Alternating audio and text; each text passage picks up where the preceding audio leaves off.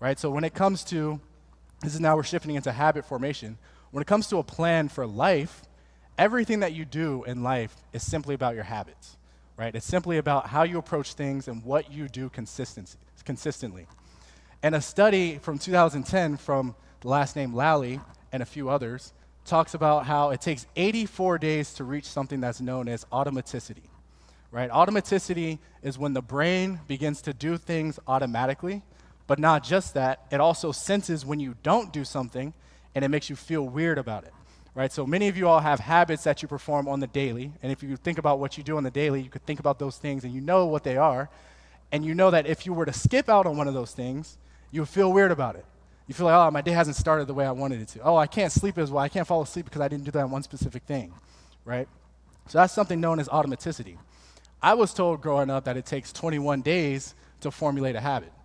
Turns out that's just not even true. It's about 4 times that. So that being said, January 11th, we got a long time to reach automaticity. If you started on January 1st, you got some time to go. But this is going to keep you encouraged, right? So within this study, they talk about cues and situational loops.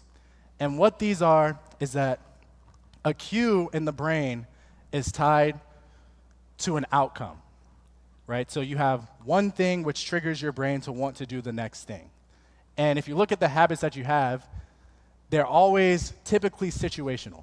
They say within this paper that it is better to have a situational cue than to have a time cue, right? So I'll take the example of eating fruit, right? Say you want to eat healthier, and your goal is I want to eat 1 piece of fruit per day.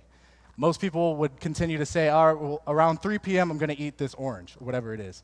However, they say that tying this to something that you already do consistently is a much better approach, and your brain is able to easily tie those two things together, right? So they use the example of eating fruit after lunch. Well, you're already going to eat lunch anyway, and that's something you do consistently on every day.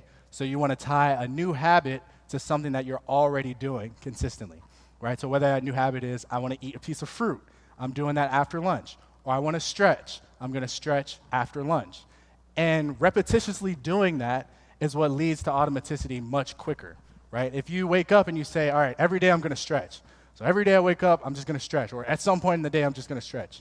Your brain is going to be sitting there thinking, all right, well, I don't really know what I'm tying this to. It's just every single day, but the days are so broad and inconsistent, and there's a bunch of things that happen through each day, so it's hard for it to tie it to something, right? If you look at almost every single habit that you already have, I guarantee you right now, as you're thinking about it, there's some situational cue that it's tied to. Whether it's, for me, I want to start a new habit of making my bed, for example, right? So I started to wake up, and I'd say, you know what? Before I go brush my teeth, which I already do every day, that habit's already been sunk in, it's already been formulated, it's the first thing I do when I wake up. Well, you know what? I'm going to add this new habit. I'm going to wake up, make my bed before brushing my teeth. So now I've reached automaticity. Now I do it every single day. If I wake up and I don't do that, I feel weird throughout my day. And that's how the brain is processing, right? So understanding this is the difference between being somebody who just tries to formulate these habits and somebody who actually understands how the human brain picks up new habits and can then use that system to effectively create any new habit that you're trying to formulate, right? So now this is also known as something called, next slide, implementation intentions, right? Implementation intentions is basically everything that I just described. It's the process of linking a cue to an outcome.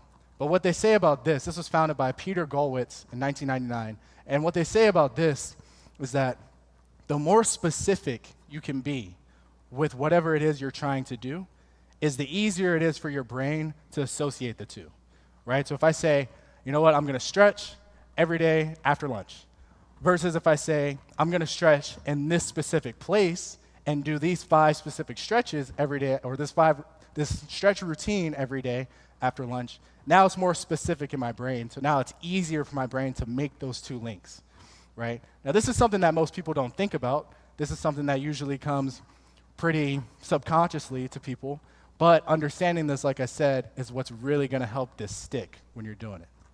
So that's implementation intentions.